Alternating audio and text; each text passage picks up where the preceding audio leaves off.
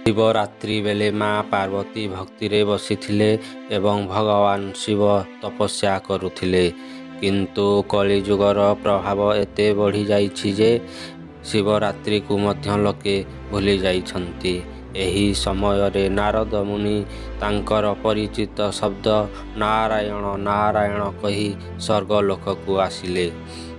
ନାରଦ କହିଲେ, ମାତା, ମୁଁ ପୃଥିବୀ ଘୂରି ଆସିଲି, ହେଲେ ଲୋକମାନେ ଶିବରାତ୍ରିରେ ଭକ୍ତି କରିବା ଭୁଲି ହ୍ୱାଟ୍ସଆପ୍ ଷ୍ଟାଟସ୍ ଅପଡେଟ୍ କରୁଛନ୍ତି।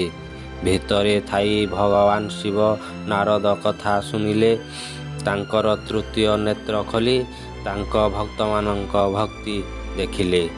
ଶିବ କହିଲେ, ହଁ ପାର୍ବତୀ, ମୋ ଭକ୍ତମାନେ ଏବେ କି ଭକ୍ତି କରୁଛନ୍ତି କି? ନାରଦ ତାଙ୍କର ବୀଣା ବଜାଇ ହସି ହସି କହିଲେ, ମହାଦେବ, ବ୍ରତ ହେଉଛି ଏବେ ନୂଆ ଷ୍ଟାଇଲରେ। ଲୋକମାନେ ଏବେ ଇନଷ୍ଟାଗ୍ରାମ ଲାଇକ୍ କରୁଛନ୍ତି। ଯେଉଁଠି ଅଧିକ ଲାଇକ୍ ସେଠି ଅଧିକ ଆଶୀର୍ବାଦ। ଏହି ସମୟରେ ଗୋଟିଏ ଭକ୍ତ ସ୍ୱର୍ଗଲୋକକୁ ଆସିଲେ ଆଉ ଚାଟବଟ୍ ବ୍ୟବହାର କରି ନିଜର ପ୍ରାର୍ଥନା ପଠାଇଲେ। ଏହା ଦେଖି ଭଗବାନ ଶିବ ଆଶ୍ଚର୍ଯ୍ୟ ହେଲେ ଯେ ତାଙ୍କ ତୃତୀୟ ନୟନରେ ଏରର 404 ଭକ୍ତି ନଟ୍ ଫାଉଣ୍ଡ ଲେଖା ଆସିଲା।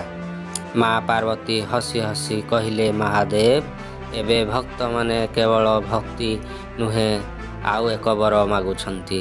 ତୁମେ ଆଶୀର୍ବାଦ ଦେଲେ ସେମାନେ ତୁମକୁ ଆଶୀର୍ବାଦର 5 ଷ୍ଟାର ଦେବେ କି ନାହିଁ ତାହା ବି ଚିନ୍ତା କରୁଛନ୍ତି।